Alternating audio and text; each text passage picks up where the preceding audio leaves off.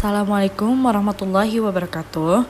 Kami dari kelompok 10 akan mempresentasikan hasil diskusi kami mengenai proses asesmen kelompok dan konsep pemetaan komunitas. Kelompok 10 beranggotakan yang pertama Vinka Warwa, yang kedua Irma Rofiatul, dan yang ketiga Asfiaul Afkar. Yang pertama yaitu the community assessment process atau proses penilaian masyarakat. Nah, dalam proses penilaian masyarakat ini terdapat 6 langkah. Yang pertama, tentukan cakupan. Yang kedua, putuskan untuk pergi sendiri atau berkolaborasi. Yang ketiga, kumpulkan data. Yang keempat, tentukan temuan kunci. Yang kelima, tetapkan prioritas dan buat rencana tindakan. Dan yang terakhir yaitu bagikan temuan Anda. Nah, dalam ke-6 langkah tersebut, langkah pertama sampai ketiga disebut sebagai atau dianggap sebagai proses perencanaan yang berulang. Setiap langkah didiskusikan secara independen. Dan langkah ke-4 sampai ke-6 berfokus pada analisis data penilaian komunitas. Langkah yang pertama yaitu tentukan cakupan. Masalah dalam komunitas seringkali berkaitan dengan banyak masalah yang lainnya dan mudah memperluas cakupan masalah tersebut untuk penilaian komunitas. Contoh, angka putus sekolah menengah terkait dengan tunawisma terkait dengan pengangguran kepala rumah tangga. Penilaian komunitas dapat menangani semua masalah yang berkaitan atau berfokus hanya pada satu masalah. Untuk menentukan ruang lingkup penilaian komunitas, peneliti harus mengidentifikasikan dengan jelas masalah komunitas apa yang akan dinilai, anggota komunitas yang terkena dampak, wilayah geografis, pertanyaan kunci, dan tingkat detail yang akan disertakan dalam penilaian. Contohnya, siapakah organisasi berbasis agama dan komunitas yang melayani orang-orang di komunitas saya? Layanan apa yang mereka sediakan dan kepada siapa? Langkah yang kedua yaitu putuskan untuk sendiri atau berkolaborasi. Peneliti dapat memutuskan untuk berkarir dan memikul tanggung jawab sendiri dalam menyelesaikan penelitian atau memilih untuk bekerja sama dengan mitra komunitas sebagai proyek kolaboratif untuk menyelesaikan penilaian. Manfaat dari kolaborasi yaitu melibatkan lebih banyak anggota masyarakat dalam perencanaan dan implementasi penilaian. Yang kedua, meningkatkan akses ke lebih banyak sumber data untuk menjawab pertanyaan-pertanyaan kunci. Lalu yang ketiga, lebih banyak sumber daya tersedia untuk melakukan penilaian dan menutupi biaya. Yang terakhir yaitu membangun hubungan yang akan menjadi penting untuk memimpin tindakan yang diidentifikasikan dalam penemuan penilaian komunitas. Langkah yang ketiga yaitu kumpulkan data. Dalam pengumpulan data ini, peneliti harus terlebih dahulu menetapkan batasan tentang seberapa banyak data yang akan dikumpulkan dan dianalisis. Pertimbangkan waktu dan sumber data yang dimiliki sebelum memilih metode, dan memprioritaskan kebutuhan pengumpulan data yang sesuai dengan apa yang penting untuk melengkapi penilaian komunitas. Metode pengumpulan data primer harus digunakan untuk menjawab pertanyaan yang tidak dapat dijawab oleh sumber sekunder atau untuk mendapat pemahaman yang lebih baik tentang masalah tertentu. Ada beberapa metode untuk mengumpulkan sumber data utama untuk penilaian komunitas seperti kuesioner, observasi, kelompok fokus, wawancara, dan studi kasus. Selanjutnya yaitu tips untuk langkah 1-3. Yang pertama, luangkan waktu untuk menetapkan cakupan yang ditentukan dengan jelas. Lalu yang kedua, kembangkan rencana kerja untuk menetapkan peran, tanggung jawab, dan kerangka waktu untuk aktivitas utama yang terlibat dalam pelaksanaan penilaian. Lalu yang ketiga, prioritaskan kebutuhan Anda dengan mengumpulkan data yang menjawab pertanyaan-pertanyaan kunci Anda. Yang keempat, Anda mungkin tidak dapat menjawab semua pertanyaan kunci yang Anda miliki. Fokus pada apa yang penting untuk diketahui versus apa yang baik untuk diketahui. Lalu yang kelima yaitu, jika Anda memutuskan untuk membuat instrumen pengumpulan data, pahami sumber daya Anda dan lakukan apa yang Anda dapat kelola. Langkah keempat yaitu menentukan temuan kunci. Pada langkah mengumpulkan data akan banyak menghasilkan data dan informasi tentang kebutuhan dan aset komunitas. Peneliti dapat menganalisis data untuk mengidentifikasikan temuan utama dari penilaian. Temuan kunci memiliki beberapa tujuan. Yang pertama, mereka memvalidasi bukti anekdotal kebutuhan dan aset masyarakat. Yang kedua yaitu mereka menyoroti tren signifikan yang ditemukan pada proses pengumpulan data. Yang ketiga yaitu mereka mengungkapkan perbedaan segmen antar masyarakat. Yang terakhir adalah mereka membantu menjelaskan jawaban atas pertanyaan kunci penilaian komunitas. Langkah kelima yaitu menetapkan prioritas dan membuat rencana tindakan. Pada langkah kelima dari proses penilaian komunitas ini adalah menetapkan prioritas berdasarkan temuan dan juga membuat rencana tindakan untuk memandu perencanaan pasca penilaian. Pada proses ini sulit untuk menetapkan prioritas. Hal tersebut membutuhkan kesepakatan yang berkembang di antara anggota masyarakat dengan pendapat dan pandangan yang berbeda tentang bagaimana masalah masyarakat itu harus ditangani. Koperasi dari Universitas Cornell mengidentifikasikan 4 hambatan untuk menetapkan prioritas dan memberikan saran untuk meminimalisirkan masalah. Yang pertama itu adalah masalah manusia, seperti kesulitan untuk membuat orang untuk fokus pada masalah utama, keputusan dan juga konflik. Nah, cara menanganinya itu adalah dengan cara mulai dengan mengupayakan kesepakatan tentang apa yang akan dicapai, yaitu dengan menetapkan prioritas seperti mengapa kita melakukan ini dan apa taruhannya. Yang kedua itu dengan cara aktif mengenali bahwa ada kekuatan dalam sudut pandang yang berbeda dan juga jangan menetapkan sudut pandang itu dalam urutan yang nilai. Dan kemudian bangun waktu untuk memungkinkan orang merefleksikan informasi yang telah disajikan, mencerna dan juga mengubah keputusan. Masalah yang kedua adalah masalah proses, seperti tantangan mengolah informasi dan juga ide selama proses penetapan prioritas.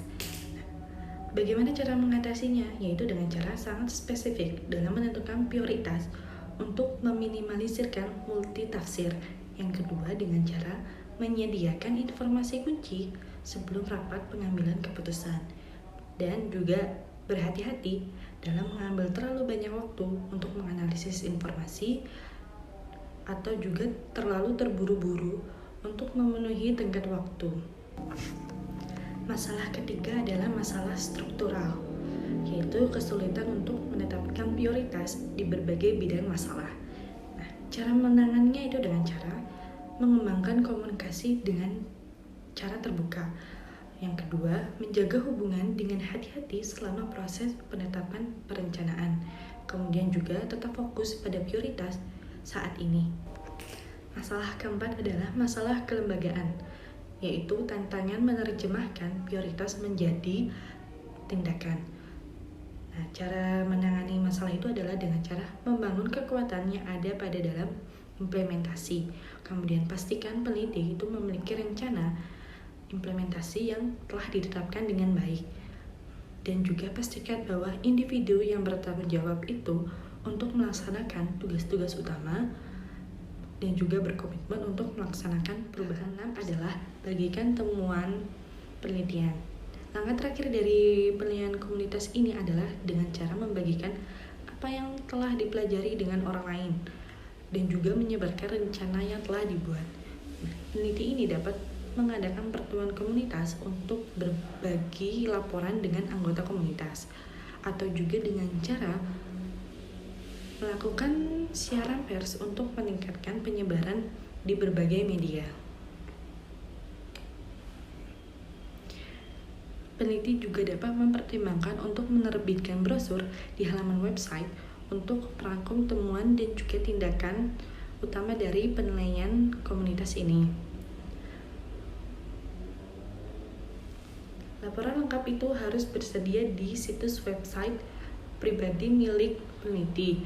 Nah, jika peneliti berkolaborasi dengan mitra komunitas, laporan tersebut juga harus tersedia di situs web mereka. Berikut adalah tips untuk langkah keempat hingga langkah keenam. Yang pertama, ingatlah bahwa temuan kunci itu harus menunjuk pada aset atau kebutuhan populasi komunitas. Dan yang kedua, temuan kunci itu mungkin terkait dengan lebih dari satu kategori ringkasan. Yang ketiga, gunakanlah informasi dari penilaian komunitas untuk mendokumentasikan prioritas. Dan yang keempat, gunakanlah bagan dan juga grafik untuk mengilustrasikan temuan orang-orang non-teknis. Dan yang kelima itu, terus bekerja sama dengan anggota komunitas untuk mengidentifikasikan tim implementasi. Dan yang keenam itu memberikan kesempatan kepada anggota masyarakat yang tidak terlibat dalam penilaian ini untuk berpartisipasi dalam pelaksanaan. Baik, selanjutnya saya akan menjelaskan alat penilaian komunitas. Menilai kekuatan dan kelemahan komunitas adalah langkah pertama yang penting dalam merencanakan proyek layanan yang efektif. Dengan meluangkan waktu untuk mempelajari masalah komunitas, dapat menemukan peluang baru untuk proyek layanan dan mencegah duplikasi aset komunitas yang ada. Nah, apa saja sih alat komunitas itu? Dan ada berapa jumlahnya? Alat komunitas itu ada 8. Yang pertama itu survei. Yang kedua inventarisasi aset. Yang ketiga pemetaan komunitas.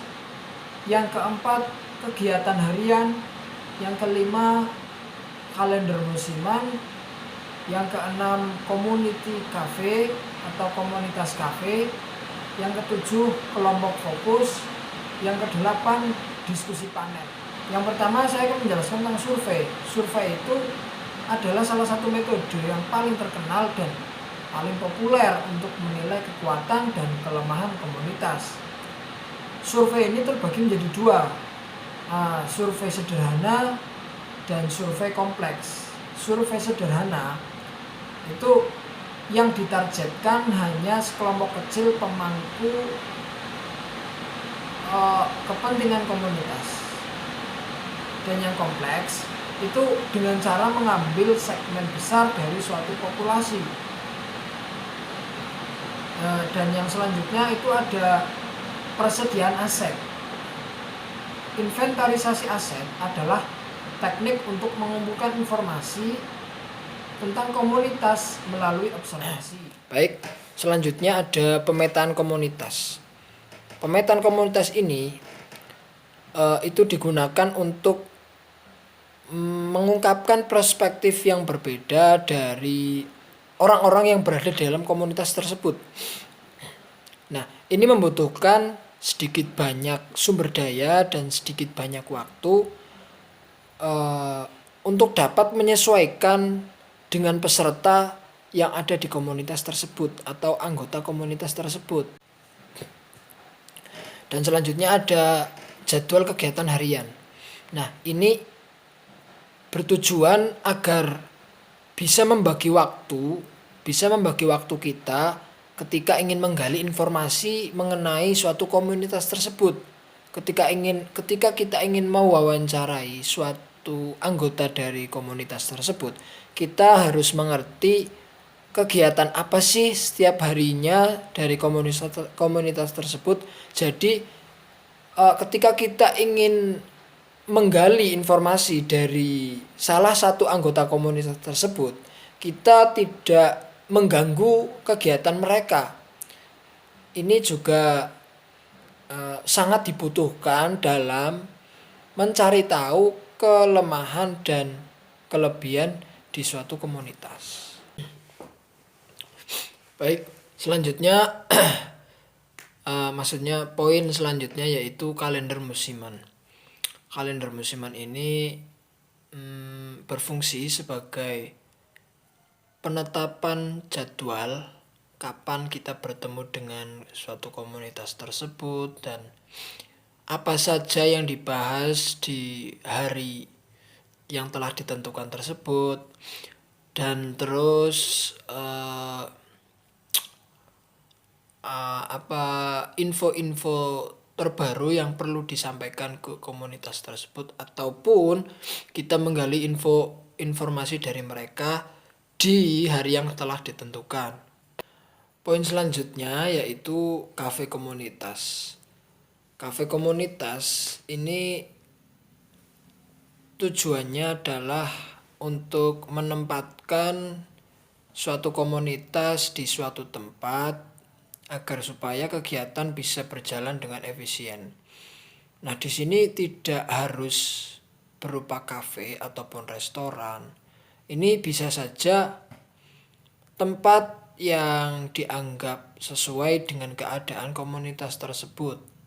Semisal komunitas Vespa, kita ingin menggali lebih jauh tentang Vespa. Nah, diperlukan tempat yang dari komunitas Vespa itu benar-benar nyaman dan dianggap sesuai dengan komunitasnya. Itu bisa kita mengikuti kemauan mereka. Setelah kita menemukan tempat untuk menggali lebih jauh atau menggali data dari suatu kelompok atau komunitas, selanjutnya kita menentukan kelompok fokus. Artinya dari kelompok atau komunitas tersebut dibentuk kelompok-kelompok yang sesuai dengan perspektif mereka. Artinya dari setiap anggota kelompok pasti berbeda-beda perspektifnya dan berbeda-beda latar belakangnya. Nah, di situ kita tentukan kelompoknya. Nah, setelah kita tentukan kelompoknya, selanjutnya kita beralih ke sesi berikut, yaitu diskusi panel. Diskusi panel di sini itu merupakan diskusi yang diadakan di setiap kelompok dari komunitas tersebut. Nah, dari setiap kelompok itu ada yang namanya fasilitator dan PJ. Fasilitator itu gunanya untuk memperluas data-data yang ada dari setiap permasalahan yang berguna untuk menyampaikan solusi atau membedah suatu permasalahan, dan PJ itu gunanya untuk mengatur setiap pertanyaan yang masuk atau setiap data yang masuk gitu. Jadi PJ itu gunanya untuk menata informasi.